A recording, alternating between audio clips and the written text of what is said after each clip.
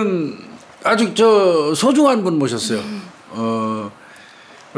내가 개인적으로 생각할 때는 전화금융 사기 관련돼서, 그러니까 보이스피싱 관련돼서는 제 개인적으로는 어떤 그 실무 차원에서, 아니 연구도 많이 하셨고 실무 그 연구 빼고 실무 차원에서는 아마 우리나라에서 최고 아닐까 싶은데, 오늘 송재철 그 강사님, 강사라고 그러니까 이상하다. 지금 농협중앙회 그 팀장으로 보이스피싱 관련돼서 전화 사기 대응 팀장.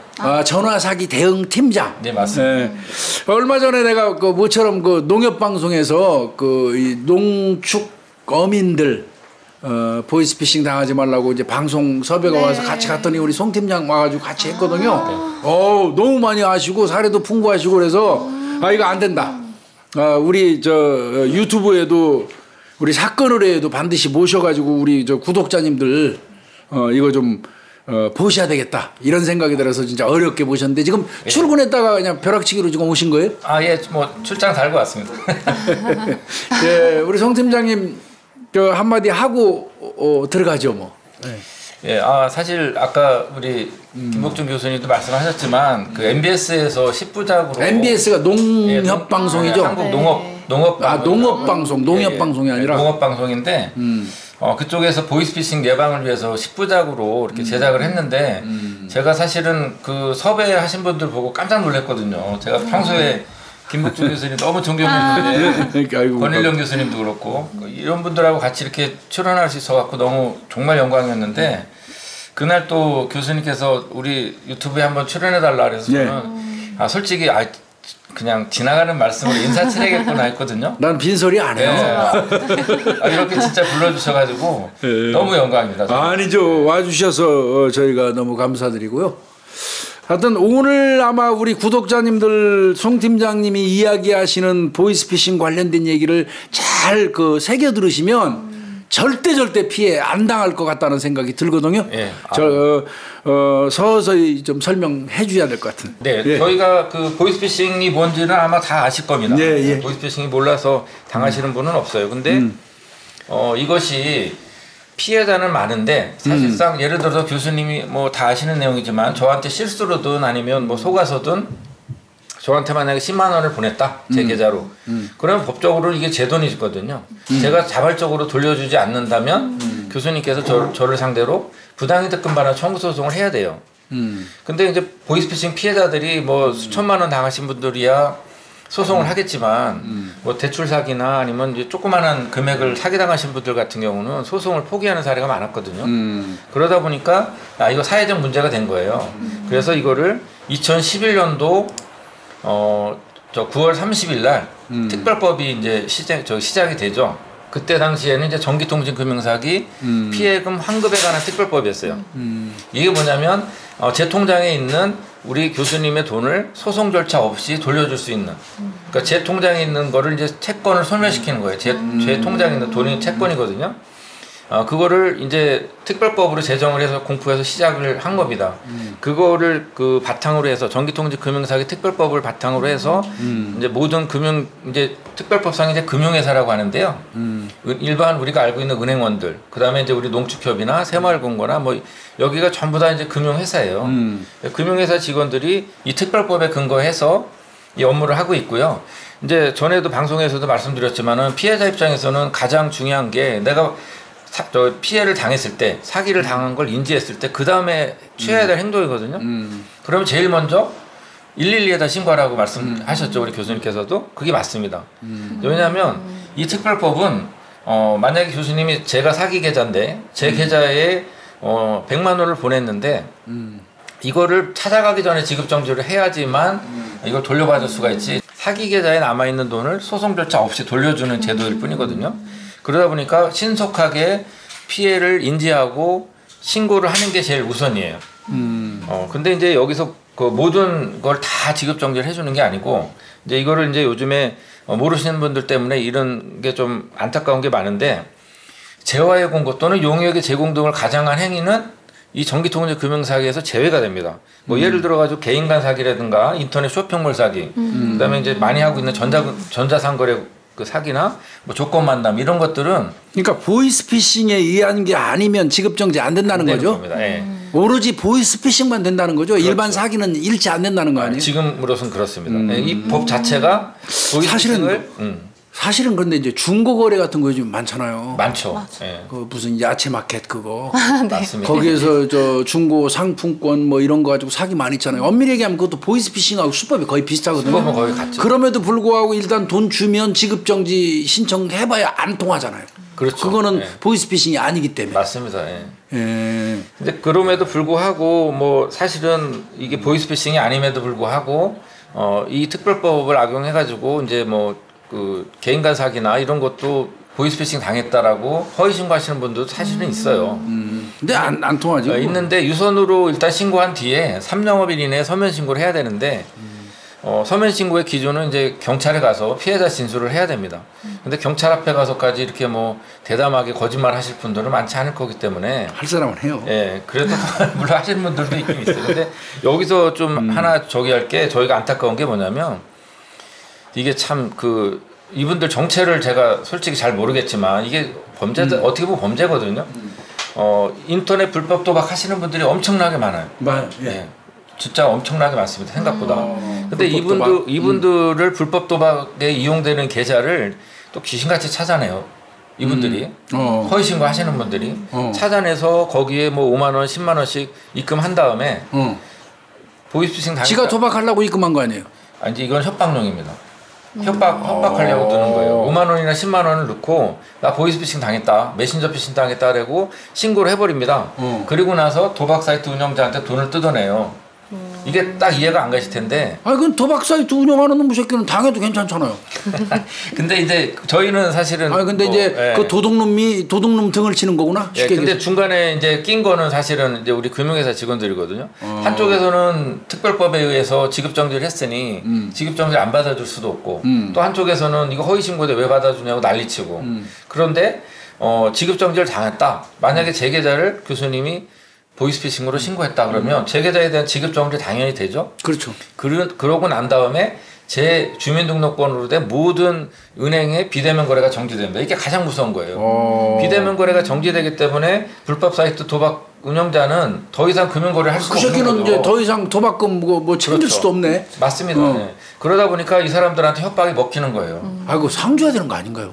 근데 이게 생각보다 너무 많습니다. 제가 그래서 이거 경찰청에 예전에 2012년, 13년도부터 계속 있었어요. 그때는 10,000원 집어넣고 한 150만 원씩 뜯어갔습니다. 보통. 근데 지금은 5만 원이나 10만 원 집어넣고 300에서 500을 뜯어가요. 나는 놈이에 네. 뛰는 놈이에 나는 놈이다더니 또 그런 것도 있네. 그 10,000원씩 넣을 때는 경찰청에다가 계속 그 얘기를 했어요. 10,000원 보이스피싱 10,000원 신고하는 사람, 신고하는 사람도 허위지만 신고 당하는 놈도 놈이라고 해서 죄송한데 신고 당하는 사람도 놈이에요. 그놈도 불법 도박일 가능성이 굉장히 높다. 왜 보이스피싱 얘들도 범죄연구소도 있고 맨날 이 수법 연구하는 놈들인데 이놈들이 10,000원 뜯어먹으려고 잠깐만요. 그놈들이 범죄연구소가 있어요? 제가 봐서는 있다고 봐요. 왜냐하면 보이스피싱 하는 놈들이 연구소가 있다고요? 그렇죠. 이제 영화에도 나오지만 걔네 시나리오를 쓰지 않습니까? 시나리오 그쵸 그 뭐 멘트 하는 거. 예, 그거 누가 하겠어요. 걔네들 뭐 설계자라고도 하는데 판을 짜잖아요. 근데 이거 한두 명 머리에서 나올 머리가 아니거든요. 그리고 거기에다가 얘네들이 보면 이제 이 스마트폰 이게 IT 기술하고 이게 접목이 되면서 스미싱이라고 있습니다. 네. 예, 스미싱은 뭐 교수님도 방송에서 많이 소개했지만 제 메시지나 아니면 그 카카오톡으로 URL이 심어온 그걸 누르는 순간에 링크 걸린 거예요. 딱 들어와서 여기에 있는 모든 정보가 그냥 싹 다 빠집니다. 뭐 전화번호부터 해가지고 그냥 뭐 사진, 그러니까 그냥 복제폰이 하나 만들어지는 거예요. 근데 이게 2012년도, 13년도 경에는 이걸 가지고 그 소심하게 털어갔어요. 뭐를 했냐면 이제 소액결제. 이게 50만 원까지 소액결제 되거든요. 그러니까 뭐 고아님이가 뭐 결혼합니다 하고 그 청첩장에 하나 딱 전자문서가 왔어. 그래서 그 보니까 밑에 영어로 쫙 써져 있는 그 링크 주소라고 그러는데 그렇죠, URL. 그걸 꼭 누르는 순간 이제 내 폰은 이게 내게 아니라는 거 아니에요. 맞습니다. 그때는 이제 한 50만 원, 뭐 30만 원 소액 결제로만 돈을 뽑아갔는데 그렇죠. 요즘에는 그거 양상이 다르다 이거죠. 자, 그게 이제 어떻게 발전했냐면 그 전에만 해도 2012년, 13년도만 해도 생각해 보시면 이 스마트폰이 그렇게 100% 보급되지 않았거든요. 네, 근데 2014년 급속하게 막 보급되기 시작했어요. 그러면서 사람들이 아마 교수님도 마찬가지일 텐데 데스크탑을 통해 가지고 인터넷 뱅킹을 하는 게 아니라 이걸로 다 하죠. 모바일 뱅킹을 하죠, 그죠? 모바일 뱅킹을 하다 보니까 얘네들이 새로운 수법을 다시 또 개발한 거예요. 이 스미싱 수법과 동일한 시점에 뭐가 있었냐면 파밍이라는 게 있었습니다. 피싱과 파밍이 있는데요. 피싱은 금융감독원을 사칭하든 금융회사를 사칭하든 간에 뭐 보안 승급이 필요합니다. 뭐 이러면서 가짜 사이트를 유도하는 거예요. 그러니까 금융감독원을 사칭했는데 금융감독원의 가짜 사이트 비슷하게 만들어 놓은 그게 피싱이고 그리고 거기서 3단계 지내 단계 이제 파밍인데 파밍 같은 경우는 그 사람의 노트북이나 데스크탑을 감염시키는 겁니다. 이건 뭘로 감염시키냐면 이메일 같은 걸로. 이메일 보내가지고 특히나 이제 또 아이들 있는 집 같은 경우는 애들이 게임할 때 보면 이렇게 그 막 채팅하면서 게임을 하거든요. 그러면서 네. 이거 뭐 샘플 그 게임인데 무료 게임인데 한번 깔아봐라. 이거 써봐라. 그 까는 순간 악성코드 싹 들어오는 링크 거죠. 주는 거. 네. 링크 주는 거죠. 그러면 그때 이제 이 사람이 늘 즐겨찾기에다가 해놓잖아요. 인터넷 뱅킹. 저도 마찬가지입니다. 자주 가는 건 즐겨찾기 하죠. 그럼 늘 하던 대로 그냥 인터넷 뱅킹 사이트에 들어갔더니 갑자기 팝업이 열리면서 보안 승급을 해주세요. 그래서 보안 승급을 유도를 한단 말이죠. 그때 사람들은 늘 갔던 사이트고 뭐 자기가 감염된 사실을 모르거든요. 그러니까 당연히 거기에다가 요구하는 대로 다 보여주는 거야. 근데 그 저기를 보안 코드를 입력을 한단 말이죠. 입력하면 걔네들이 인증서를 새로 발급받아서 싹 털어가는 수법이었어요. 그게 이제 어떻게 보면 초창기 파밍 수법입니다. 근데 이게 바로 이제 스마트폰으로 옮겨가면서 URL 누르면 그대로 이제 감염을 시키는데 본인은 감염된 걸 몰라요. 그러면 얘네들이 이제 예전처럼 그렇게 소액으로 뜯어가는 게 아니라 스마트 뱅킹 하는 사람 딱 누르면 바로 팝업창이 뜨는 거예요. 보안 승급하라고. 그러면 보안 승급하라고 이제 누르죠, 이 사람도. 보안카드 보고 번호 찍어주겠죠. 네, 걔들이 또 빼가는 수법이죠. 근데 여기서 또 한 단계 더 진화돼가지고 2017년경에 막 등장한 거예요, 제 기억으로는. 이제 전화 가로채기 앱이 나왔습니다. 이거는 뭐냐면 이제 가장 많은 게 이제 대출 사기거든요. 지금 대출 받겠다는 분들은 정말 형편이 어려운 사람들, 저금리 대출이 진짜 필요한 사람들. 또 한편으로는 내가 돈이 없는 건 아닌데 뭐 4% 5%짜리를 1%나 1.5%로 싼 걸로 하고 싶지 뭐 사람. 대출 해주겠다 그러면 혹하죠. 당연히 아주 뭐 그럼 또 이자 많이 줄 일 있어? 그래서 이제 우리가 보통 대출 사기하면 전화 걸려오는 거 가지고 이렇게 당할 것 같지만 아마 시청자분들도 한번 생각을 해보세요. 내가 근무하고 있는데 내가 근무 시간에 전화가 와요. 저리자금 대출에 이거 제대로 받나요? 아니요, 바쁘다고 끊어버려요. 맞죠. 근데 메시지를 보내오면 내가 눈이 번쩍 뜨는 경우가 있거든요. 1% 1.5% 대환대출 해주겠다 그러면 혹시? 라고 이제 내가 편한 시간에 전화를 해봐요. 해보는데 얘네들이 전화 받자마자 예 고객님 그럼요 무조건 됩니다 이렇게 하면 사기 같잖아요. 그렇게 안 해요. 예 고객님 그러세요? 요 전화번호 여기 핸드폰 번호 2번으로 들어왔는데 이 번호 맞으시죠? 네, 맞는데요. 예, 그럼 저희도 지금 상담량이 많아서 다 일일이 다 할 수는 없고요. 저희가 바로 백업콜 해드리겠습니다. 리턴콜 해드릴게요 하고 끊어요 전화를. 아주 그러면 더 진짜 같잖아요. 그러고 나서 이제 카톡이 오는 거예요. 아까 뭐 전화 받았던 상담은 누구다. 그러면서 URL을 딱 이제 심어서 오죠. 이거부터 비대면 대출 실행을 위해서는 이거를 먼저 까셔야 됩니다. 네. 그러면 의심을 안 하죠. 의심을 안 하고 까는 순간에 이게 바로 이제 전화 가로채기 앱이 들어오고 원격 조정 앱도 들어와요. 아래 주소를 클릭해 입력하신 웹페이지로 이동할 수 있습니다. URL 바로 가기 눌러주시고요. 네, 눌러주시면 하나캐피탈 본인 인증 페이지 나오셨습니까? 네. 네, 본인 인증 한번 눌러주십시오. 눌러주시면은 뭐 다운로드 하시겠습니까? 파일 다운로드 하시겠습니까? 라고 나오시죠. 네. 네, 그러시면 저장 또는 시작 눌러주시고요. 상단바 내리시면은 하나 APK라고 하셔가지고 파일 다운로드 완료되신 거 보이십니까? 이 원격 조정 앱은 아까 그 스미싱 수법하고 똑같은 거죠. 제 거를 다 들여다 보는 거예요, 걔네들이. 그리고 이제 전화 가로채기 앱이 무서운 게 뭐냐면 사람들이 이제 아무리 뭐 저기에도 사기꾼들이 많은 걸 알기 때문에 전화를 해보거든요. 그렇죠. 걸어보지. 예를 들어서 뭐 확인해보지. 제가 농협캐피탈의 송재철 팀장이라고 이제 사기를 쳤다라면 농협캐피탈로 전화를 해봐요. 사람들이 이렇게 찾아보고. 근데 그 전화를 걔네가 다 보고 있어요. 얘가 어디다 전화 거는지를. 그리고 쟤네가 딱 땡겨 받는 거예요. 이렇게. 땡겨 받아서 농협캐피탈입니다. 그래요. 그럼 거기 송재철 팀장이라고 계세요? 계시는데요. 바꿔드려요? 이러면 끝나는 거예요. 더 이상 의심 안 해요. 이제 의심 안 하지. 이게 이제 그 대출 사기의 진화된 수법이고요. 원래 우리가 얘기하는 보이스피싱이라는 거는 보이스 목소리로 고기를 낚듯이 낚는다는 뜻이거든요. 맞아요. 이게 가장 전통적인 방식이 자녀 납치예요. 사기범들, 보이스피싱범들 입장에서는 가장 지들이 만들어 놓고도 제일 잘 만드는 게 바로 가족 납치죠. 특히나 이제 자녀 납치, 어린애들. 지금은 이제 학교 앞에서 뭐 그런 걸 전혀 못하게 해놨지만 예전 같은 경우는 학교 앞에서 뭐 자판 깔고 애들을 이제 뭐 이벤트 한다고 막 이렇게 꼬시는 경우도 있었어요.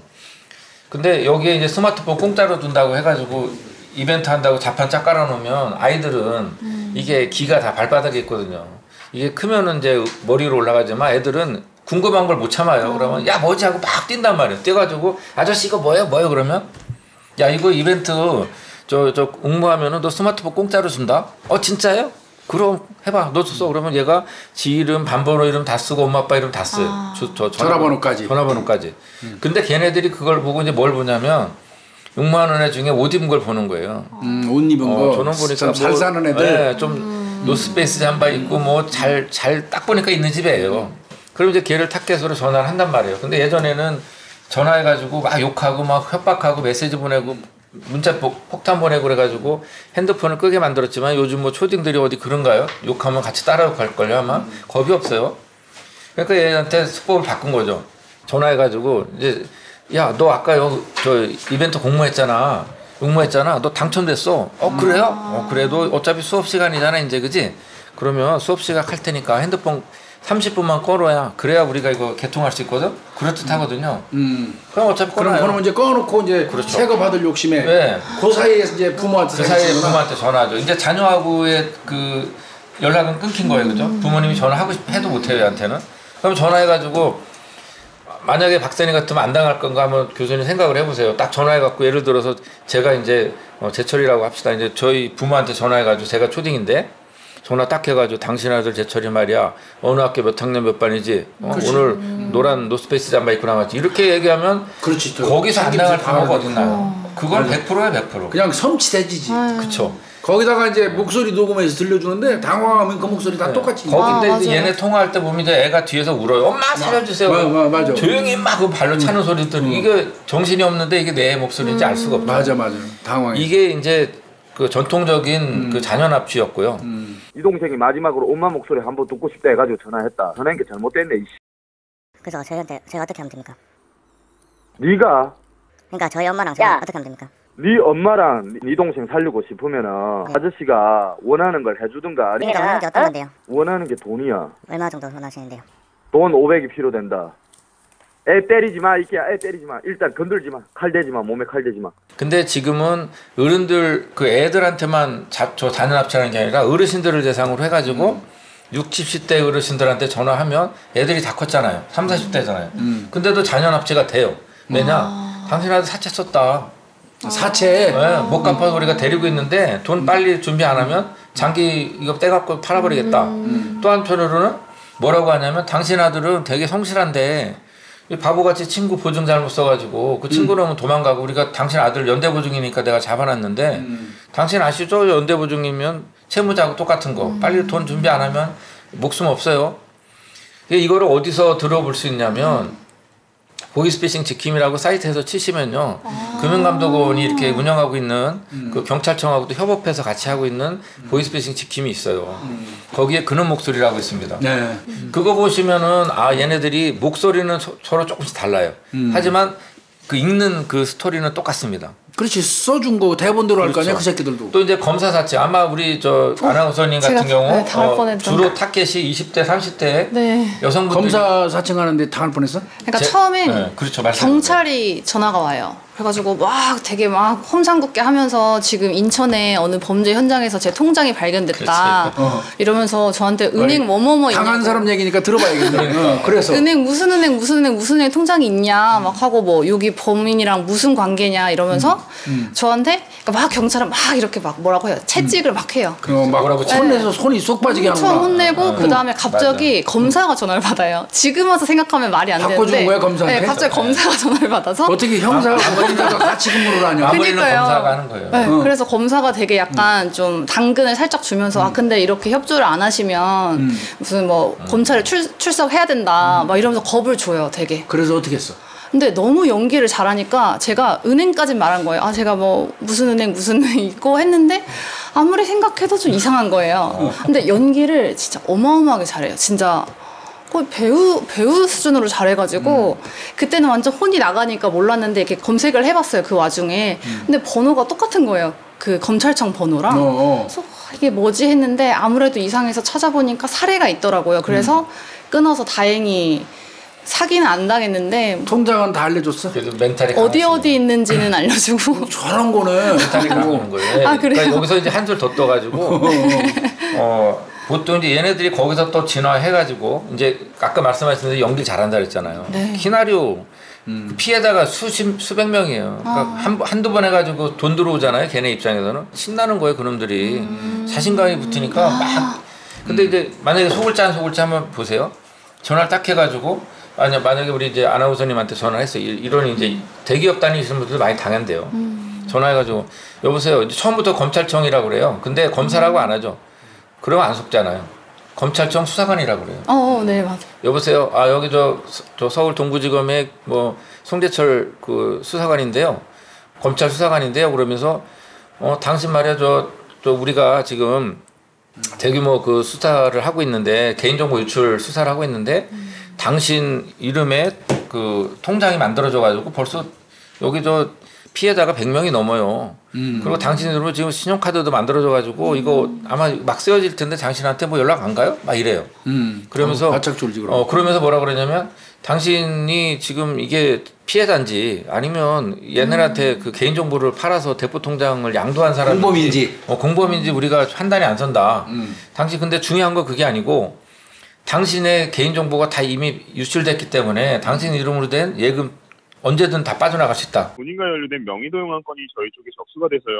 좀 확인하려고 연락드렸습니다. 네? 본인 되시죠? 네. 이 중고나라 사이트를 통해 가지고 이제 고가의 물건을 등록을 하고요. 이제 그에 대한 입금을 유도를 받는데 그 물건을 양도하지 않은 상태로 중간에서 이제 자금만 가로채기라는 사건이에요. 네. 그래서 이게 이제 금융범죄 사기 사건으로 분류가 돼가지고 저희 첨단범죄수사부에서 이제 사건 진행을 맡고 있는 건데요. 그러니까 빨리 은행에 가서 이걸 가지고 돈을 찾아라. 예전에는 안전계좌로 이체하라 그랬어요. 대검찰청에서 운영하는 안전계좌로. 근데 그거를 저희가 저희 농축협하고 저희가 매년 4월 9월에 계속 캠페인했거든요. 안전계좌로 이체하라면 무조건 100% 보이스피싱. 네. 근데 이거를 안전계좌란 말을 이제 안 써요. 그러니까 걔네들도 우리 모니터링을 하는 거예요. 그리고 아까 왜 파밍 잠깐 말씀했잖아요. 잠깐이지만 파밍 35개, 보안카드 35개 요구하면 무조건 보이스피싱. 이렇게 해가지고 우리가 캐치프레이 걸고 했거든요. 35개 요구 안 해요, 이제는. 10개씩 뭐 나눠서 막 요구해요. 그래서 지금 우리가 캠페인을 뭘로 바꾸냐면 보안카드 2자리 이상 요구하면 무조건 보이스피싱. 이런 식으로. 근데 얘네들이 어쨌든 돌아와서 안전계좌로 이체하라고 했다가 그게 이제 안 속으니까 뭐라고 했냐면 당신이 제일 안전한 게 어디야? 당신이 찾아와서 가지고 있는 거 아니야. 가지고 당신네 김치냉장고 갖다 놔. 그러면 우리가 여기 검찰 수사관 보내줄 테니까 이거 수사 끝날 때까지 당신 이거는 증거 물품이니까 보관증 써줄 테니까 맡기라고 이래요. 그래서 실제로 찾아와요. 이제 뭐 회사 다니시는 분들 같으면 회사 근처 그럼 어디 저 공원 가까운 데 있어요? 뭐 이런 식으로 얘기해서 나오라고 그래가지고 거기서 이제 보관증 써주고 이거 보여주죠. 이렇게 신분증 보여주고. 속는 거예요. 근데 거기서 한 줄 더 떠서 어느 정도까지 얘네들이 하냐면 당신 앞에 PC 있어요? 있는데요. 그럼 우리가 주소 불러줄 테니까 한번 쳐봐요. 그 주소창에 쳐봅니다. 쳐보면 대검찰청 홈페이지 딱 떠요. 가짜 홈페이지인데 똑같이 만드는 거예요. 거의.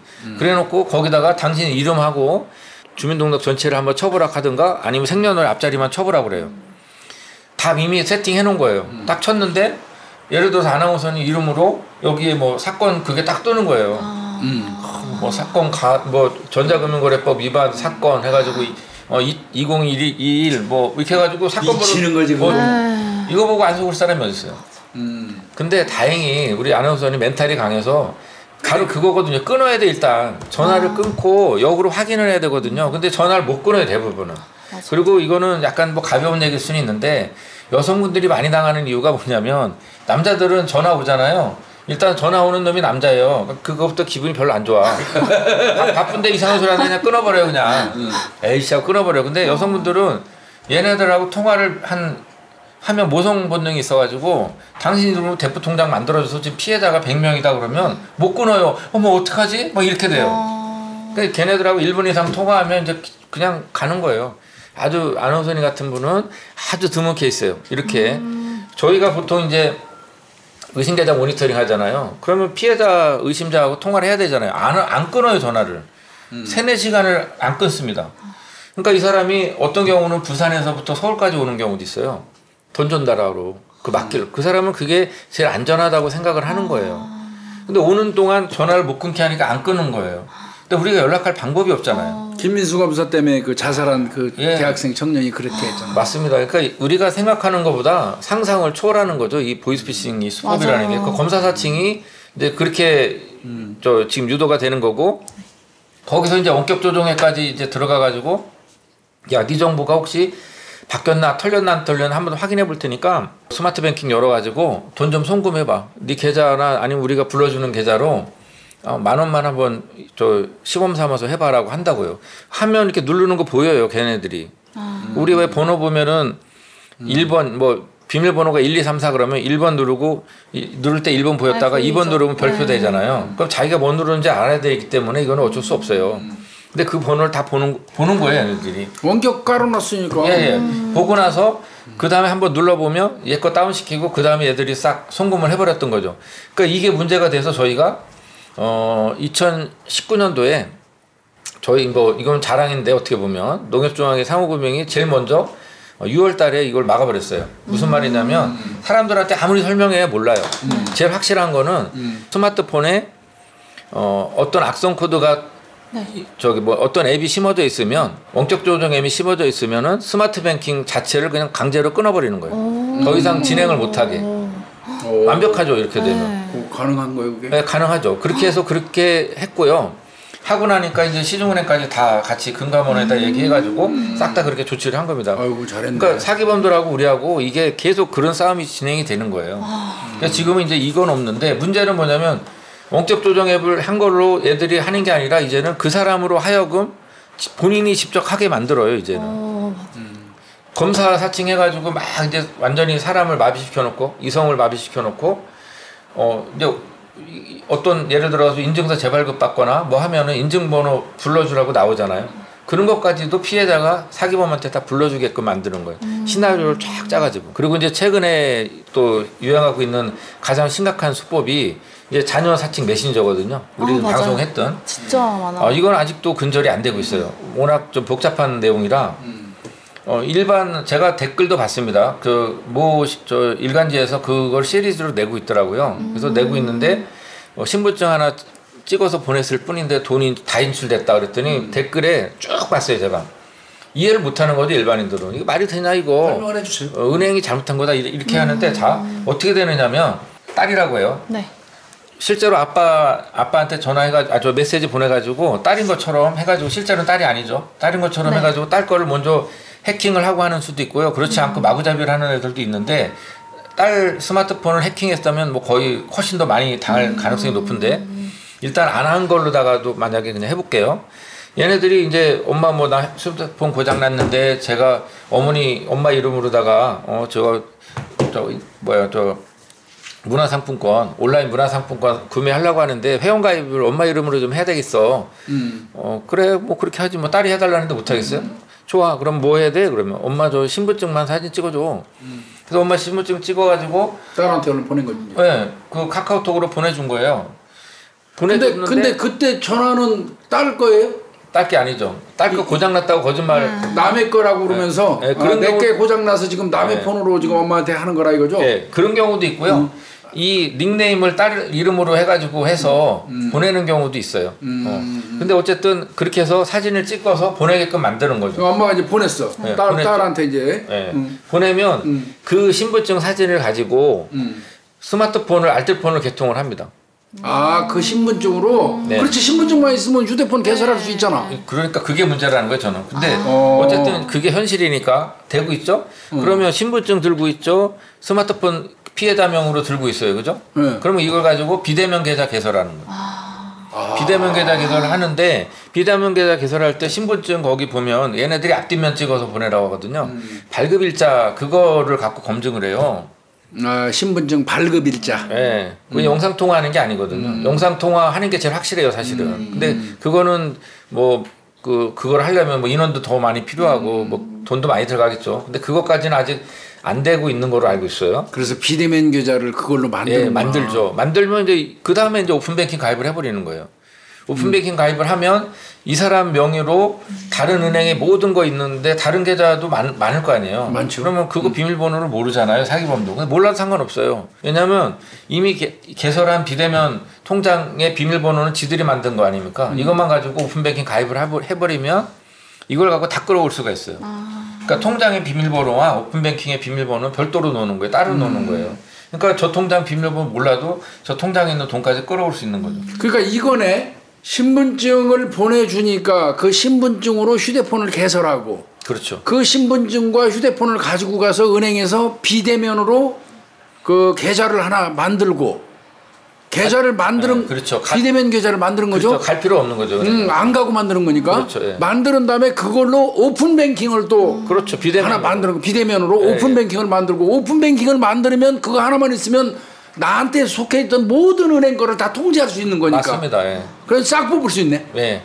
뜯은 다음에 얘네들이 살벌하다 이거. 예, 이걸 가지고 바로 뭐 돈으로 쏴가지고 빼가는 게 아니에요. 요즘에는 이걸 갖고 뭐 비트코인이나 아니면 특히나 요즘에 이제 또 이게 많이 좀 바뀌는 게 게임머니 있잖아요. 게임머니. 네. 게임머니가 이게 저는 게임을 잘 안 해서 모르는데 이게 아이템이 엄청 비싸대요. 네. 뭐 칼 한 자루에 몇 천만 원 되는 것도 있대요. 네, 이게 사실인가 봐요. 근데 저는 황당한 거죠, 이게. 그리고 요즘에 또 여기서 또 하나 또 더 엮어가지고 대포 통장 명의 이제 구하기가 쉽지 않잖아요. 예전에는 뭐 돈 받고 사고 막 그랬는데 요즘에는 사람들이 처벌이 무서우니까 안 해요. 그럼 요즘에 또 가장 많이 대포 통장 명의자들 당했다는 사람들 얘기 들어보면 검찰이라고 아니면 경찰이라고 전화해서 내 개인 정보가 유출됐는데 당신한테 돈을 우리가 보내볼 테니까 우리가 하라는 대로 지시 안 하면 당신 네 건 될 수 있다. 그래놓고 인터넷 뭐 문화상품권을 구입을 하라고 그래요. 온라인 문화상품권. 그걸 구입을 해가지고 그걸 가지고 거기 이제 번호 있잖아요. 1년 번호 불러달라고 하고. 그럼 이 사람은 자기가 출처도 모르는 돈 받아서 그거 구입해가지고 얘들한테 보내준 꼬리 새네. 그러면서 자기는 대포 통장 명의자가 된 거예요. 근데 이게 맹점이 뭐냐면 저는 100% 안 믿어요. 솔직히 말해서 대포 통장 명의자가 손해 본 게 하나도 없잖아요. 그렇죠. 자기는 손해 본 게 없어요. 결국은 없지. 근데 이게 어떻게 보면 자칫하면 대포 통장을 모집하는 수법으로 쓰일 수도 있다는 생각을 해요, 저는. 자, 왜 이런 말씀을 드리냐면 2012년도 13년도에는요. 통장을 개설하잖아요. 마음 먹고 작정하고 왔어요. 와가지고 통장 개설한 다음에 그날 바로 팔아먹어요. 바로 팔아먹어요. 예. 그리고 그 다음날 쫓아와요. 쫓아와서 통장 잊어버렸대요. 그러니까 조회해보면 이미 통장 지급점도 되어 있어요. 대포 통장으로 쓰여가지고 피해자가 신고한 거예요. 그러니까 다른 통장 또 만들려고 오는 거고. 그렇죠. 이게 어떻게 된 겁니까? 그러면 통장을 잊어버렸대요. 아니 그게 말이 돼요? 통장 잊어버렸는데 그게 금방 어떻게 대포로 쓰여요? 통장에 비밀번호 적어놨다는 거예요. 아니 그래도 한번 생각을 해보세요. 우리가 사기범도 머리 쓰고 미천 많이 들어갖고 이 자식들이 사기치는데 우연하게 길에 떨어져 있는 통장 주소 가지고 비밀번호 있다고 야 이거 대포 통장으로 써볼까 이러겠냐고요. 다 섣발과 거짓말이죠. 그럼 팔아먹은 거예요. 걔네들하고 이게 입을 맞춘 거예요.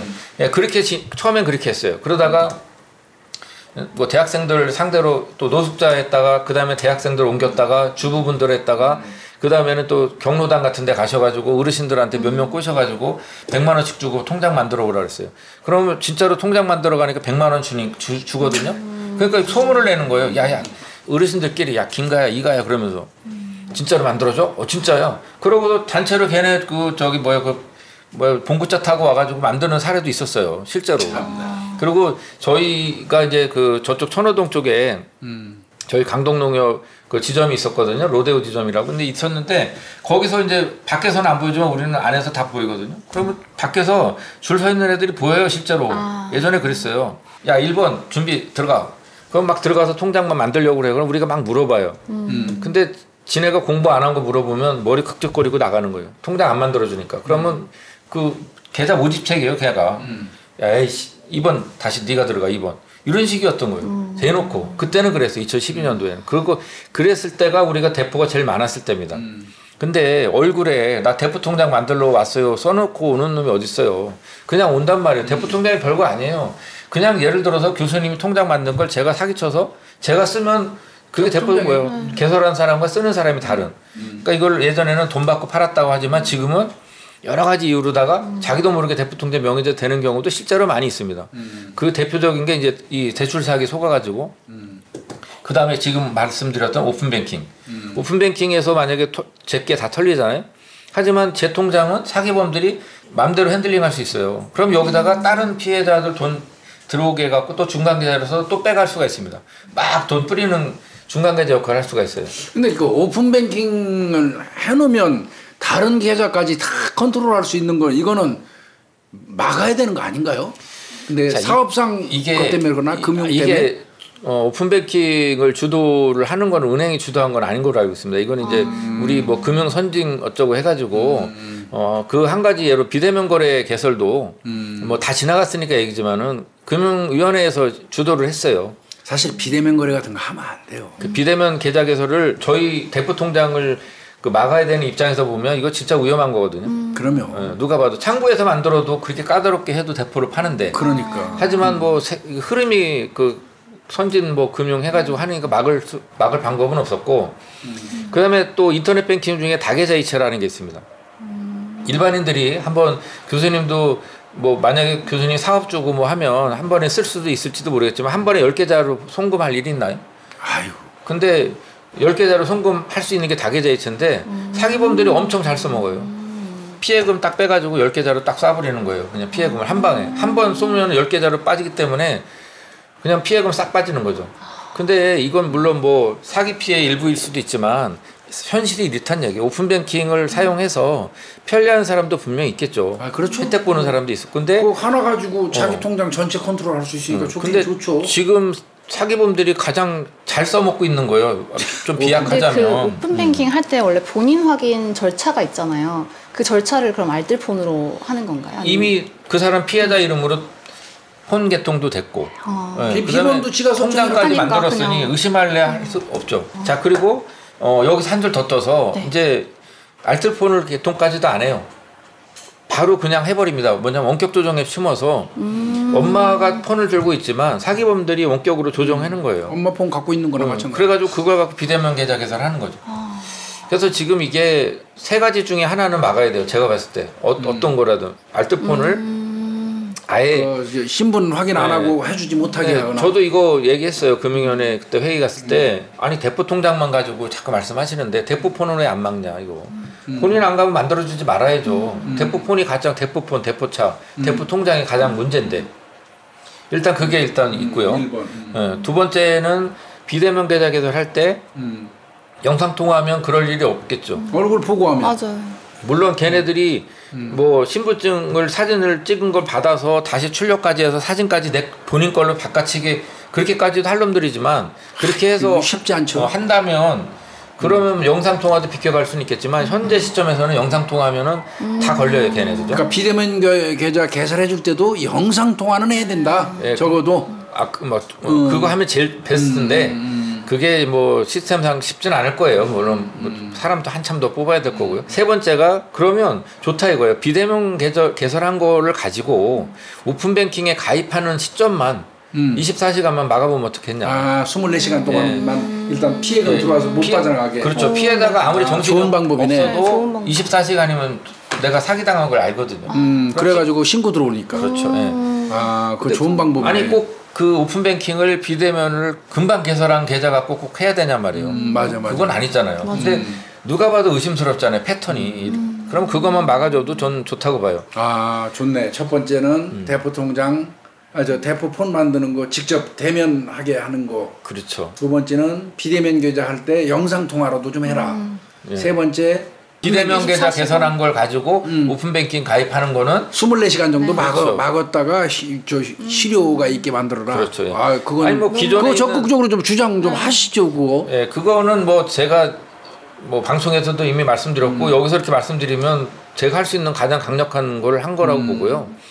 제가 2000년도에 가장 그 청와대 그 청원도 낸 게 뭐냐면 기존의 보이스피싱에 대한 예방에 대한 거를 대부분 다 어떻게 보면 금융회사 책임으로 지금까지는 끌고 왔어요. 왜냐하면 대포 통장이 없으면 줄을 거라고 믿었거든요. 근데 저희 농협이 74.6%였습니다. 2012년도 말에. 제일 많았죠. 100개 중에 75개. 맞아요. 이거는 뭐 욕먹어도 어쩔 수 없는 상황이었어요. 근데 그거를 제가 우리 농축기업 직원분들하고 같이 어디까지 줄였냐면 3%대까지 줄였습니다. 오, 많이 줄였네. 말도 안 되게 줄인 거예요, 사실은. 있을 수 없는 일이죠. 그러니까 금융당국에서 금융기관에서 그렇게 신경 쓰면 또 그렇게 가능하고. 그러니까 아무도 그렇게 하지 않았을 때 저희는 통장 만들려면 증빙자료를 받았어요. 근데 함부로 안 그때 당시에 만들어버렸구나. 반응이 뭐냐? 야, 내가 내 통장 만드는데 그때는 10개고 20개고 만들어 달라는 대로 만들어줬으니까 이게 뭐 하는 짓이냐고 엄청나게 우리가 고생했죠. 상부직원도 욕먹고. 하지만 그렇게 해서 저희가 순간적으로 농협은행하고 저희하고 합쳐서 3.7%까지 떨어진 적이 있어요. 대포 통장이 안 나가니까. 네, 근데 어떻게 됐느냐? 그럼 그 보이스피싱 확 줄어야 되잖아요. 이게 그대로 풍선 효과로 다른 데로 간 거죠. 우체국과 새마을금고로 갔죠. 맞아. 근데 생각해 보세요. 우체국은 정부기관이에요. 가만히 있었겠습니까? 우체국에서 저한테 왔어요. 뭐 연구원이 와서 어떻게 이렇게 금방 줄였느냐. 저도 다 아낌없이 얘기했습니다. 우리 이건 공조를 해야 되니까. 그리고 나서 우체국이 우리보다 엄청나게 강화를 했죠. 우체국이 까다롭게 이제 통장. 예. 의심스러우면 우리는 그 금융거래 목적 확인서 받고 증빙자를 요청했지만 우체국은 그냥 안 만들어준 걸로 알고 있어요. 아예 그냥. 네, 그리고 신분증도 2개를 요청한 거예요. 뭐 운전면허증과 주민등록증이랑 운전면허증하고 뭐 여권이나 뭐 이런 거로 추가를 했던 거고. 크로스 체크하는 거. 더 강력한 게 뭐였냐면 통장 개설 입출금 통장 만든 다음에 보름 동안 현금카드, 체크카드, 인터넷 뱅킹을 안 해줬어요. 아, 우체국에서 그냥 그건 뭐 이거는 초강력이죠. 이게 은행은 초강력이네. 이렇게 영업할 수가 없어요, 사실은. 맞아. 이랬다가 우체국이니까 가능한 거예요. 네. 그러고 나니까 우체국이 지금 뭐 금융권이라고 하긴 좀 그렇지만 어쨌든 우체국이 대포 통장이 가장 좋습니다. 적어요? 가장 적어요. 제일 잘하고 있어요. 새마을금고도 같이 따라가고 있어요. 새마을금고도 한술 더 떠서 거기는 보름이 아니라 아마 한 달 동안 안 해줄 거예요. 그래요? 그러니까 지금 새마을금고와 우체국이 강력하게 통제를 해버렸어요. 왜냐하면 이분들이 우리 지역농축협하고 가장 가까이 있는 금융회사거든요. 그래서 그쪽으로 불똥이 튀었는데 그쪽까지 양쪽을 다 막아버리니까 그 다음에는 어디로 가겠습니까? 시중은행으로 간 거예요. 시중은행으로 가서 우리가 보통 얘기하고 있는 5대 은행, 5대 은행 그쪽 대포 통장이 굉장히 많이 늘어났었죠. 이제 그분들이 이제 우리 초창기보다 훨씬 더 강력해요 지금. 지금 은행 가가지고 통장 만들어 달라고 해보세요. 아, 요즘에 통장 만들기 힘들어요? 절대 그냥은 안 만들어줍니다. 나는 요즘에 통장 안 만들어봐가지고. 이게 상향 평준화된 거예요. 이제는 제가 이 방송을 통해서 꼭 드리고 싶은 말씀이 있어요. 기존에는 야 어디가 대포 통장이 비율이 몇 프로다 몇 프로다 이렇게 서열을 이렇게 매겼었어요. 본의 아니게. 근데 이건 의미가 없는 거예요 이제는. 왜냐 지금 통장을 만들어서 한 달 이내에 쓰여지는 비율이 예전엔 70%가 넘었어요. 작정하고 한다고 그랬잖아요. 근데 지금은 통장 만들어서 한 달 이내에 쓰여지는 금융권에서 비율이 10% 미만이에요. 그 얘기는 이제 작정하고 와서 통장 만드는 거는 거의 근절이 됐다는 얘기예요. 그럼 지금 대포가 언제께 쓰이냐? 만들어진 지 1년 넘은 것들. 아, 대포 통장이 1년 이전에 만들어진 것들. 예, 예전에 만들어놨던 게 쓰여지는 거. 이거는 금융권이 통제할 수 있는 방법이 없는 거죠. 예. 그리고 이제 그 대포 통장 그 생기는 유형도 다양한 거예요. 아까처럼 작정하고 돈 받고 파는 사람도 개중에 있을 수는 있어요. 뭐 입 맞춰서 뭐 어떻게 스토리 만들어서. 근데 지금 보면은 주로 대출 사기 피해자들 또 이런 메신저 피싱 피해자들도 많고요. 그 다음에 또 뭐 중고거래 사이트에서 뭐 물건 팔려고 하는 사람도 있잖아요. 그 사람들이 본의 아니게 훔친 돈 갖고 그 사람 대금 지급을 한 거죠. 금 파는 사람한테 나 금을 팔고 싶어요. 근데 저 사람이 돈을 송금해 줬어요. 근데 그게 훔친 돈이에요. 그러면 판매자는 그걸 어떻게 알아요? 모르죠. 그 사람 이름으로 들어오는데. 그렇죠. 그냥 그 사람 금 파는 사람이야. 죄 없지. 이게 이제 막 섞여버는 거예요. 그래서 근데 금은 현금화가 잘 되니까 범인들이 좋죠. 그렇죠. 그러니까 지금 금도 그렇죠. 그 온라인 문화상품권 그렇죠. 그 다음에 게임머니 또 게임 아이템 또 가상화폐. 가상화폐 또 이거 비트코인 추적하기 어려워요. 그거. 추적 어렵습니다. 거의 사실상 불가능하다고 보면 되고요. 실제로 뭐 우리가 어디 대리점 가가지고 누가 돈을 현금을 들고 와서 사든 아니면 어디다 송금 받아가지고 사장님 이거 송금하면 돼요 그러면 그 매장에다 보면 계좌번호도 이렇게 써놓은 사람도 있어요. 물건값 여기다 입금해도 된다고. 제가 금방 송금했는데 보셨나요? 이렇게 하잖아요. 근데 그게 송금이 사실은 그 사람 돈이 아니고 피해자 돈인 거죠. 예를 들면. 그랬을 때 그 예를 들어 가전제품 판매하시는 분이 잘못이 있나요? 없어요. 제가 봤을 때는. 그러니까 결국은 소송이 붙는 거예요. 나는 정당하게 매출했어. 그럼 그게 이의제기거든요. 그러면 피해자가 실제로 신고를 해서 피해구제까지 갔음에도 불구하고 사기계좌 명의인으로 된 사람이 지급정지된 사람이 이의제기 신청하면 안 받아줄 방법이 없어요. 법상. 왜냐면 그 사람도 정당하거든요. 매출한 거거든요. 그러니까 사기 보면 뒤로 싹 빠져버리고. 엉뚱한 사람끼리 싸우는 거예요. 그런 거예요. 내가 경험한 거로는요. 채용 공고했어요. 젊은 친구들한테. 네네네. 회사 취직시켜준다고 채용 공고했는데 이제 조마조마하잖아요. 합격됐을까 불합격됐을까 하는데 어느 날 갑자기 합격됐습니다 하고 딱 카톡 왔어요. 그러더니 축하 합격 축하한다고 막 보내더니 회사 출근하게 되면 이제 그 보안 카드 만들어야 되고 그렇죠. 출입 카드 만들어야 맞아요. 되고 그다음에 보수를 줘야 되니까 계좌를 개설해 가지고 계좌번호를 맞아요. 보내라고 맞아요. 이렇게 한 거예요. 그러니까 17살 먹은 대학교 막 졸업한 여성이었는데 의심 안 하지. 다 했어요. 신분증까지 다 복사해서 계좌번호까지 개설해 가지고 보내준 거예요. 맞습니다. 그게 그냥 뭐 다 퍼져 가지고 엄청나게 피해를 봤는데 네. 그런 케이스도 있잖아요. 거기서 한 단계 지나간 거. 이 사람이 실제로 저기를 했어요. 면접을 봤어. 떨어졌어요. 떨어진 사람들한테 쫙 보내가지고 예를 들어 어떤 공고를 냅니다. 공고를 냈는데 걔네가 낸 거예요. 사실은 공고 아무나 낼 수 있잖아요. 그러면 이제 막 거기 응모를 해요. 그러면 거기다가 뭐 불합격이다. 근데 사실은 너 이런 알바 한번 해볼래? 이래가지고 우리가 절세를 위해서 지금 통장이 필요한데 우리가 네 통장에 돈을 넣어주면 이건 아예 합법적인 거야. 너 네가 처벌받을 일이 아무리 없어. 그러니까 우리가 지정하는 계좌로 돈만 다시 송금해주면 돼. 그러니까 내가 너한테 넣어주면 네 계좌에서 받아갖고 네가 일로 그렇죠. 우리가 보내주라는 대로 보내주면 그럼 결국 대포 통장 이용당하는 거야. 이용당하는 거죠. 근데 얘 입장에서는 내가 통장이나 뭐 카드를 넘긴 게 아니거든요. 그렇지. 그러니까 경각심이 좀 덜한 거예요. 경각심이. 그렇지. 내 계좌로 100원이 들어왔는데 난 100원 그대로 줘버리니까 내가 먹는 것도 없는 거고. 그렇죠. 그리고 이제 통장 카드를 양도하면은 전자금융거래법 위반인데 적금 매체 양도한 거거든요. 근데 얘는 양도하지 않았어요. 그러니까 처벌하기도 애매한 거예요. 그렇죠. 그리고 이제 또 대출 사기에 속았다는 사람들 저도 100%는 안 믿어요. 그 사람들이 뭐를 하냐면 내가 신용이 약하니까 신용이 별로 없으니까 신용도 높여준다고 내 통장에 돈 넣었다 빼고 넣었다 빼고 어차피 이거 내 돈 아닙니까? 그렇죠. 난 돌려줬다. 그래서 그 은행에 가서 자기 이름으로 돈이 들어왔으니까 1,000만 원 딱 저기 출금표 써가지고 빼가지고 걔네한테 전달한 거예요. 그리고 나는 이제 신용 좀 높아지겠네 이러고 있는 거죠. 근데 그게 신용이 높아진 게 아니잖아. 엄밀히 얘기하면 피해금이잖아. 딴 사람. 근데 잡았어요 얘를. 이런 경우가 굉장히 많았어요. 그리고 또 이제 대포 통장을 내가 넘기고 싶어요. 이제 사기범한테 돈 받고 이제 얘도 이제 완전 까져가지고 돈 받고 싶은 놈이에요. 그럼 걔네하고 이제 딜을 한단 말이에요. 그럼 걔네는 알아요. 이게 경찰이 함정 수사하는지 진짜 돈 받고 팔려고 하는 놈이지 금방 알더라고. 그러면 걔한테 그러는 거예요. 너 네 인적사항 우리한테 네 신분증 찍어서 보내줘봐. 그래서 다 보내요. 어차피 얘는 이제 돈 받고 팔아먹을 생각하니까. 그러면 너 핸드폰 번호도 있고 네가 딴짓하면 넌 진짜 우리한테 주는 거야. 걱정하지 마세요. 그러면 야 좋아. 그러면 통장 카드 양도할 필요 없어. 내가 네 통장으로 돈을 넣어줄 테니까 네가 직접 가. 네 이름이잖아. 너 홍길동이잖아. 맞아요. 실제로 걔 통장에 쓰는 거예요. 그러면 걔 통장에 1,000만 원에 꽂히죠. 그럼 걔가 직접 와가지고 출금표 써서 빼가지고 가는 거예요. 그러면 본인 통장이잖아요. 근데 저희가 이제 그거를 참고해서 얘네는 어떻게 엄밀하게 보면 완전 인출책은 아니지만 인출책 역할을 하는 거잖아요. 그렇죠. 궁극적으로. 이거를 한 해에 저희가 한 30명 잡았어요. 와. 30명을. 그러면 그거 공범에 같이 처벌해야 되고. 그런데 문제는 이게 처벌이 잘 안 되고 있어요. 경찰한테도 제가 그랬거든요. 이거 그러면 이게 무슨 죄입니까? 사기방조죄인가? 뭐 그거로다가 지금 걸긴 거는 것 같은데 애매해요 이게.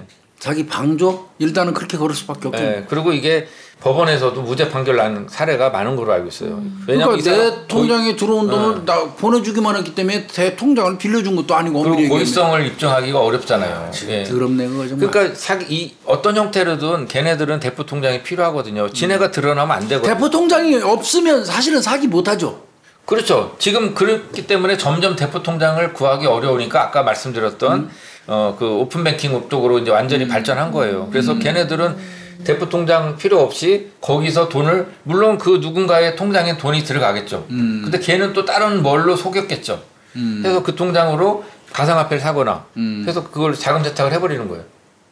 그러니까 굳이 뭐 창구에 가서 돈을 뽑을 필요가 없었던 거예요. 지금 우리나라 한참 많이 나갈 때는 1조 원 가까이 나갔었는데 지금도 한 7, 8천억 됩니까? 빠져나가는 돈이? 그 정도보다는 조금 줄었습니다. 왜냐면 좀 줄었습니까? 네, 2019년도가 절정이었고요. 2019년도가 절정이었어요. 거의 1조 단위로 나갔어요. 네, 그러다가 2020년도에 64%가 줄었어요. 피해 금액이. 많이 줄긴 줄었군요. 그 줄어든 이유는 우리도 노력하고 금융당국도 노력한 것도 있지만 제가 봤을 때는 제 개인적인 판단입니다. 이거는 코로나 영향이 가장 커요. 자, 왜냐? 제가 그 금융위원회 갔을 때 정부 합동 대책 보이스피싱 TF 할 때 우수 사례 발표를 했어요. 저희가 이제 대포도 줄였었고 그때 제가 뭐를 얘기했냐면 청와대에 나중에 그 청원도 냈지만 지금까지의 보이스피싱 그거는 금융회사가 거의 전담을 하다시피 했다. 하지만 이제는 우리 국민들이 어떤 수법이 유행하는지를 알아야 안 당할 거 아니냐. 조심하라고 아무리 얘기해봐야 어떤 수법인지 이게 사기인지 모르면 당하는 거예요. 그래서 저는 그걸 주장했어요. 방송 3사 지상파하고 종편에 유명한 데 많잖아요. 뭐 YTN, MBN 뭐인데 JTBC나 이런 데다가 주요 방송 시간, 뉴스 시간에 사건 사고 시간에 이 수법을 소개하는 게 좋겠다.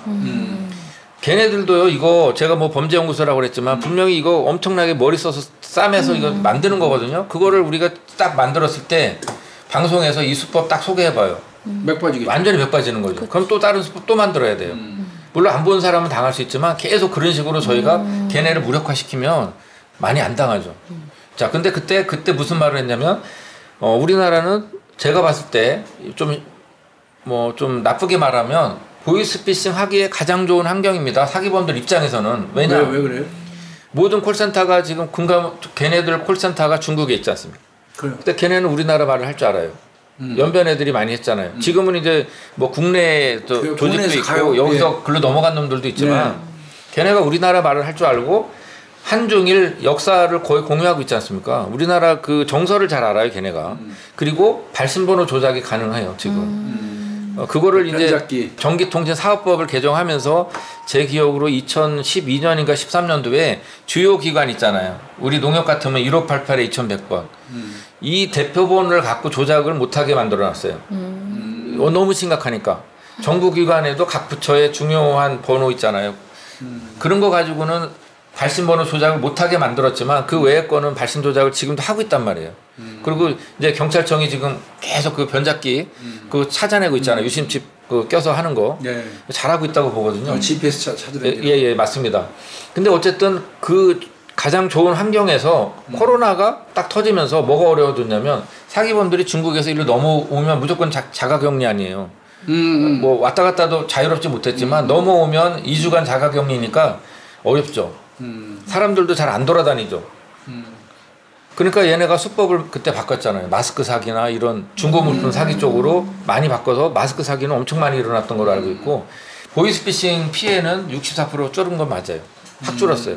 그리고 예, 작년 대비해서 올해도 약간은 줄고 있습니다. 왜냐하면 이제 얘네들이 사기 패턴이 이제 바꿀 수밖에 없는 거예요. 기존 패턴에서 이제 그거는 이제 교수님이나 저희 금융회사 직원들 같이 지속적으로 계속 이렇게 캠페인하고 있잖아요. 그리고 금융감독원에서 2015년부터 범금융권 홍보 TF를 하고 있습니다. 이게 뭐냐면 금융감독원하고 우리 농협중앙회, 은행연합회, 새마을금고 중앙회인가요? 그리고 신협중앙회 뭐 이런 식으로 중앙회가 있어요. 대부업권 중앙회 뭐 협회 해가지고 이런 협회 단위로 매년도 돈을 좀 출연해가지고 저희가 계속 지속적으로 공익방송 있잖아요. 공익광고도 내보내고 뭐 버스 노선에도 이렇게 지하철 노선에도 붙이고 이런 노력도 하고 있고 저희 또 뭐 농축협 같은 경우는 매년 4월하고 9월에 대포 통장 근절 및 보이스피싱 예방 캠페인 하고 있고요. 근데 우리가 유일하게 하다 보니까 금융감독원하고 경찰청이 코로나 이전에는 같이 했단 말이에요. 합동으로. 어디서 했냐면 저 탁골공원에서 저 2019년은 상반기 했었고 하반기 같은 경우는 이제 그 강화문 동화면세점 앞에서도 했단 말이죠.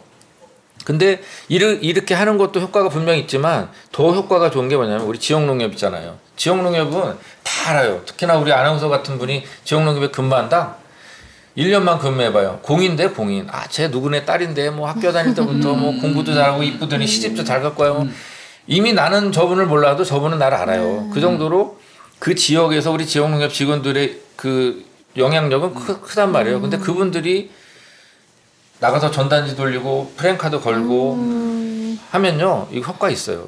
그래서 지금 얼마나 힘들어 근데 그 대신 힘들긴 하죠. 제가 이제 한 달 동안 캠페인 하라고 그랬어요. 근데 우리 지역농협 직원들이 얼마나 착하냐면 저 예산 한 푼도 안 주고 하라고 하거든요. 이거 띠 메고 댕기면서 동네 어깨 메고 근무하는 거예요, 사무실에서. 그냥 우리 어머니 할머니라고 생각하고 가서 하신 거지. 예. 그래서 저는 이제 어르신들한테 요 얘기는 꼭 해야 되겠어요. 왜냐면 자, 이 수법 중에 여러 가지 수법 중에요. 또 나올 수 있는 수법, 기존에 나왔던 수법. 지금 이제 집 전화기는 많이 안 쓰는 경우도 있어요. 할아버지 할머니도 뭐 다 알뜰폰 쓰니까. 네. 근데 그러면 전기는 계속 써야 되잖아요. 자, 한전이라고 전화 옵니다. 한전. 예전에는 한국통신하고 전화 왔어요. 그 전화요금 연체됐다고 전화 왔는데 지금은 이제 전기요금 연체됐다고 전화 옵니다. 전기는 연체될 수 있지. 전화 오면 아, 무슨 소리요? 나는 잘 내고 있는데. 아, 모르겠어요, 할머니. 저희 얘는 아무것도 안 낸 거로 돼 있어요. 아, 근데 지금 보니까 거기 뭐 은행 직원이 말이야 저 사기범들하고 공모해가지고 지금 은행 직원이 사기범하고 공모해가지고 고객 예금을 엄청나게 다 횡령했다는데 지금 사건이 막 조사 중인 것 같아요. 하고 끊어요, 한전 직원이라 하면서. 그럼 할머니가 얼마나 막 속이 막 두근두근 할 거 아니에요. 화도 나고 겁도 나고 걱정도 되고. 왜냐하면 이제 전기 끊겠다고 하니까 6개월 연체됐다고 하니까. 그러고 나서 전화가 딱 오죠. 경찰서인데요, 그러면서 전화 와요. 할머니, 여기 저희가 지금 그 은행 직원 횡령 사건을 지금 조사하고 있는데 할머니도 여기 피해자 있네. 근데 얘가 지금 은행 직원이 말이에요. 지금 누가 지금 했는지를 몰라요. 지금 어느 놈이 지금 그 공모자인지 몰라요. 근데 문제는 할머니 개인정보 다 빠져가지고 잘못하면 할머니 예금 있죠. 솔직히 어르신들 중에 예금 없는 분이 어디 있어요. 비상금으로 마지막 희망 하나 있잖아요. 몇백이든 몇천이든. 이거 빨리 빼놓지 않으면은 이거 누군가 빼가 이거. 얘네가 빨리 빼요. 그래서 그 다음에 뭐냐면 안전계좌 넣으라고 했다가 지금은 이제 어떻게 하랬다고 해요? 돈을 빼서 제일 안전한 데가 할머니 냉장고. 집이잖아요. 김치냉장고. 그래서 이게 2016년, 17년에 유행했던 수법이에요. 김치냉장고로 가지고 가는 거죠. 그러면 수사관이라고 하고 가가지고 이제 보관증 맡기고 돈 받아오는. 근데 여기에서 이제 한술 더 떠가지고 경찰에서 끝나지 않아요. 그 당시에는. 검사님 바꿔드릴게요. 해가지고 마지막 마무리는 검사가 하는 거예요. 그럼 어르신들도 아, 검사님도 높은 양반들 이러면서 더 신뢰를 갖는 사람들을 그런 식으로 현혹을 시켜버리는 거죠. 근데 요게 이제 형태가 조금씩 바뀔 뿐이지 돌고 돕니다. 언제 자녀 납치? 알 수 없어요. 누가 어떻게 당할지. 왜냐면 알면서도 당하는 거거든요. 이거 진짜면 진짜 우리 가족 죽는데? 사기겠거니 하지만 이거 만약에 하나 사실이라면 이렇게 되는 거예요. 맞아. 그래서 보이스피싱은 끝이 없습니다. 끝이 없고 제가 이제 하나 부탁드리고 싶은 거는 경찰분들한테도 제가 이런 부탁을 드린 적이 있어요. 해야 돼요. 우리 피해자가 제일 먼저 가는 게 경찰이잖아요. 가서 사건 진술하면 사건 사고 사실 확인을 떼줘요. 그런데 우리 특별법상에 제가 사기범이라면 제 전화를 중지시킬 수가 있어요. 수집을 해가지고. 근데 이거를 금융회사 직원들이 하기가 쉽지 않아요. 그냥 피해자가 신고 안 하면 그만이고요. 강제하기도 뭐예요. 근데 경찰은 처음에 피해자 진술 받을 때 이거 볼 수 있잖아요. 예. 그리고 만에 하나 솔직히 허위 신고도 많거든요. 허위 신고하면 경찰도 행정력 낭비죠. 우리도 엄청 피곤해요, 얘네들한테. 왜냐하면 5만 원 하면 이제 허위 신고라고 할까봐 5만 원씩 20계좌, 10만 원씩 10계좌씩 가져와요. 그 10계좌, 20계좌가 다 허위 신고에 사실은. 근데 지급정지 걸어달라면 걸어줄 수밖에 없어요. 걸어주고 돈 받으면 다시 또 와서 해지해달라고 그래요. 그러니까 우리도 엄청 피곤해요. 진짜 피해자들 같이 손해보는 거예요, 어떻게 보면. 행정력이 낭비되는 거니까. 그래서 저는 이거를 경찰분들이 초동수사 이게 피해자 진술 받을 때 핸드폰에 그러면 사기범 전화번호 나오는 거 있으니까 그거 우리한테 정확히 얘기하라. 그래 이 번호 중지시킬 테니까 이거를 한번 해줬으면 좋겠어요. 저 진짜 꼭 부탁드리고 싶고. 그거 안 하나요? 아 이제 경찰한테 의무가 있지는 않아요 그게. 그리고 두 번째는 이것도 경찰분들한테 또 부탁드리고 싶은 게 한 사람이 뭐 소액으로 5만 원이나 10만 원씩 10계좌, 20계좌 이렇게 사기범들 같으면 보내겠어요? 저도 그렇게 안 할 것 같아요. 피곤하게 왜 5만 원씩 20계좌씩 보냅니까? 그렇게는 안 할 것 같은데 그런 경우 있으면 허위신고일 가능성이 많아요. 지급정지 당하는 계좌도 불법 도박 계좌, 그 불법이잖아요. 불법 도박 계좌에 대한 좀 강한 저 수사도 해줬으면 좋겠고 허위신고하는 사람들에 대한 실질적인 처벌을 좀 해줬으면 좋겠고요. 허위신고. 예. 그리고 이제 그 다음에 이제 대포 통장 명의자죠. 사실은 대포 통장 명의자와 보이스피싱을 떼놓고 생각할 수가 없지 않습니까? 근데 게다가 하는 거 보면 이분이 진짜로 선의의 패자인 경우도 있고 좀 정말로 냄새나는 애들이 있어요. 이거는 좀 돈 받고 파는 거 의심스러운 애들도 있단 그거는 말이에요. 상당히 요즘에 경찰이 꼼꼼하게 하는데 나도 진행팀장 할 때 그 대포통장 이제는 무조건 부르죠. 의심이 있으면 입건해가지고 조치했거든요. 저희가요 2012년 13년도에 뭐를 제가 막 강하게 막 주장했냐면 대포통장 명의자 그 당시에는 돈 받고 파는 애들이 상당히 많은 시절이었어요. 근데 대포통장 명의자 중에 제가 아는 애들은 대부분 우리 쪽에 오는 애들 60~70%는 다 참고인 조사만 받더라고요. 맞아요. 초창기에 그랬어요. 예, 그래서 제가 강력하게 이거 피의자 조사해라. 왜 참고인이냐 얘가. 입건해야 돼요. 왜 입건해야죠. 사실은 대부분 그럼에도 불구하고 불기소 되더라고요. 왜냐하면 대가성 입증이 잘 안 되기 때문에 지들이 현금으로 받지 뭐 어디 송금을 안 받거든요. 그러니까 실제 처벌을 안 당하니까 겁을 안 내요. 겁을. 그리고 지금은 꼼꼼히 처벌해요. 예. 그리고 이제 그게 양도하면 전자금융거래법에 위반되니까 얘네들이 아까처럼 이제 중간계좌식으로 알바, 재택 알바니 뭐니 해가지고 이 계좌를 양도를 안 하니까 처벌하기 애매하게 만들어 버리는 것 같아요. 그러니까 얘네들 보통 머리가 아니에요. 이 정도면 범죄 연구소에 있다고 봐야 돼요. 제가 봤을 때. 그리고 또 한 가지 이거 큰일 날 뻔했네. 빠뜨릴 뻔했네. 의심계좌 모니터링. 각 금융회사에서요 의심계좌 모니터링이라는 걸 해요. 이건 뭐냐면 사기 계좌로 의심되는 계좌를 저희가 먼저 지급정지 걸어버리는 거예요. 그럼 거기에 입금한 난리칠 거 아니고. 그렇죠. 난리치죠. 왜 니들 맘대로 내 거 걸었냐고. 그럼 거래정지 시키는 거나 마찬가지예요. 예, 맞습니다. 임시 지급정지예요. 그러면 거기에 입금된 사람은 피해 의심자거든요. 그럼 이 사람이 신고를 해줘야 되잖아요. 빨리 자기가 사기 당했다는 거 인지하고. 이걸 못해요. 미치겠어요. 저희가 전화하면 무슨 소리야. 나 지금 대출 잘 받고 있는데. 본인이 안 당했다고 생각하나? 안 당하다고 생각하죠. 자기는 이게 사기가 아니라고 생각하는 거예요. 아니 은행에서는 지금 이 통장 속에 사기친 돈 같은 게 들어왔기 때문에 요 돈 입금한 사람한테 전화를 하는 거야. 그렇죠. 그 사람 피해자니까. 지금 피해 당하셨죠. 그런데 네. 안 당했다고 한단 말이에요. 저기서. 왜냐? 왜 그러는 거야? 아까 대출 사기 당하는 사람 말씀드렸잖아요. 자기는 나름대로 검증도 했어요. 송재철 농협캐피탈의 송재철 팀장한테 검증도 했단 말이에요. 거기 근무하는 것도 확인했어요. 안전뽕인데. 자기 딴에는. 나 잘 대출 받고 있는데 이놈들이 뭔데 니들이 맘대로 내 계좌도 들여다보고 말이야. 내가 누구한테 돈을 보내든 니들이 뭔 상관이야. 뭐 이런 식인 거죠. 아유, 정말. 예, 그래서 저희가 그거를 설득을 한참 해요. 하고 이제 나중에 자꾸 저희 말 들어보면 그런가 긴가민가 하는 거죠. 근데 이제 저희도 방송에서도 말씀드렸지만 걔네들은 돈을 송금하라고 그러죠. 돈을 갚으라고 중도 상환하라고 하고. 근데 저희 의심계좌 모니터링 직원들은 경찰 신고하라고 그러지 절대 돈 보내는 소리 안 하잖아요. 그렇지. 돈 보내라는 놈이 사기꾼이네. 그렇죠. 신고하라는 사람은 사기꾼이 아니지. 신고하라는 사람은 우리 의심계좌 모니터링 요원들이에요. 맞아요. 그러니까 빨리 신고를 해줘야 지급정지를 걸고 돈 찾을 수가 있거든요.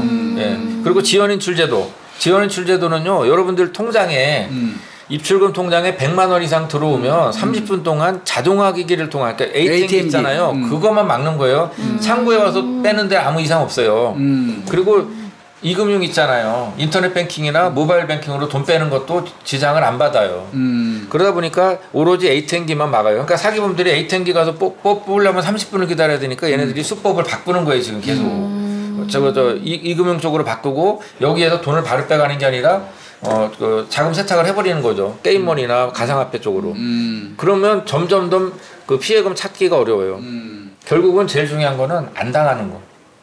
그래서 다시 한번 말씀드리지만 각 금융회사 특히 뭐 우리 농축기업 같은 경우는 고객님들한테 계속 캠페인도 하지만 중요한 거는 본인 스스로 찾아봐야 되는데 그 보이스피싱 지킴이 그 사이트 들어가서 그놈 목소리 들어보시면 진짜 안 당할 겁니다. 여담으로 우리 직원이 나보다 선배예요.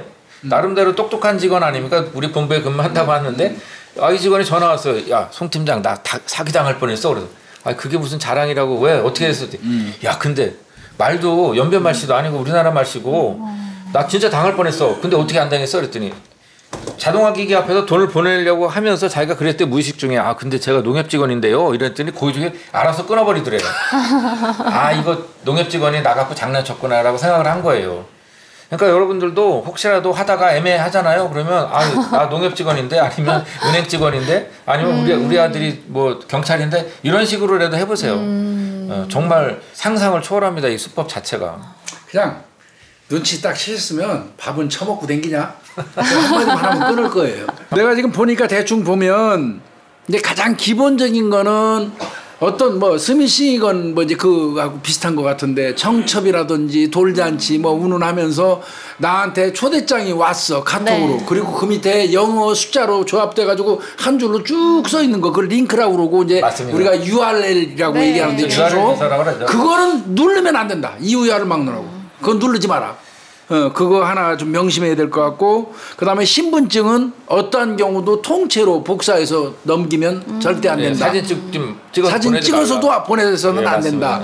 그 다음에 저거는 좀 생각했으면 좋겠어요. 납치 범죄는 고전이지만 있을 수 있어요. 앞으로도 돌고 돌아서 언제든. 또 오거든요. 맞습니다. 그래서 내 아들이 뭐 군대에 가 있건 아니면 해외 유학을 가 있건 뭐 어디에 가 있건 내 아들하고 직접 통화가 안 되면 그 바로 옆에 있는 사람하고 통화할 수 있는 다른 통로를 하나 정도 알아둬라.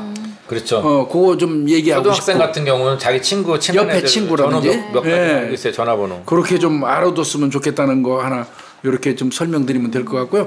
저 차고총 송금 있잖아요. 차고 송금. 네네. 내가 잘못해가지고 좀 내 입금을 했는데 그 사람이 안 돌려주면 네. 그거 순수한. 지금 이제 뭐 사실은 그게 저 형법상 점유이탈물 횡령죄예요.